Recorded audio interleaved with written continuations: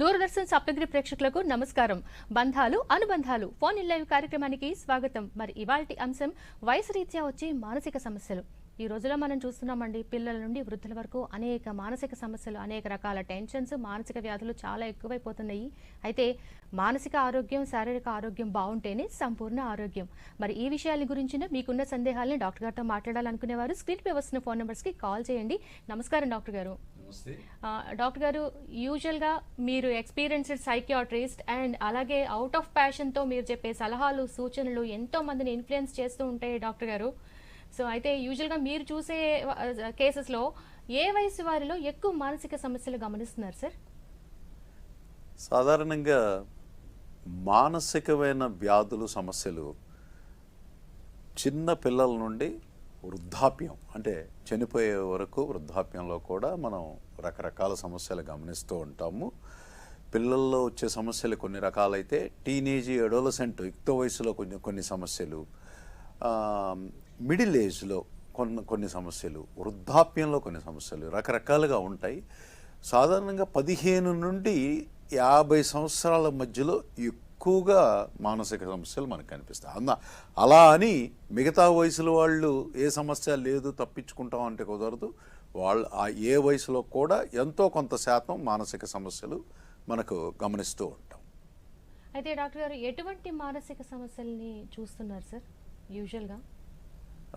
చిన్న పిల్లల్లో, అతి చిన్న వయసులో మనం ఐక్యూ అంటే ఈ తెలివితేటలు, బుద్ధిమాన్యం లేదా మెంటల్ సబ్నార్మాలిటీ, మెంటల్ రిటార్డేషను, ఇవన్నీ కూడా రకరకాల కారణాల వల్ల పిల్లల్లో రావటం.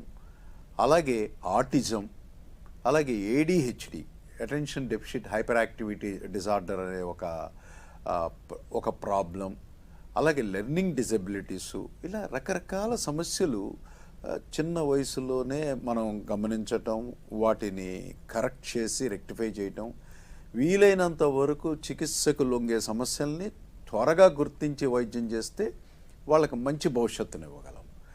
మరి ఎడోలసెంట్ ఏజ్లో రకరకాల సమస్యలు, యుక్త వయసులో ఐడెంటిటీ క్రైసిస్, తమని కుటుంబం కానీ, పెద్దలు కానీ, సమాజం కానీ తమను గుర్తించట్లేదు అనే ఒక ఐడెంటిటీ క్రైసిస్, అలాగే బ్రేకప్స్, లవ్, అట్రాక్షను, ఫెయిల్యూర్సు, ఇవి కాక యుక్త వయసులో తెలిసి తెలియని వయసులో మత్తు పదార్థాలు, మాదక ద్రవ్యాలకు అలవాటు పడిపోవటం, వాటికి ఎడిక్ట్ అయిపోవటం, అలాగే డీవియంట్ పర్సనాలిటీగా మారిపోవటం, ఇలా రకరకాల సమస్యలు మనం యుక్త వయసులో గమనిస్తూ ఉన్నాం. అలాగే ఆత్మహత్యలు కూడా యుక్త వయసులో మనం చూడటం జరుగుతుంది.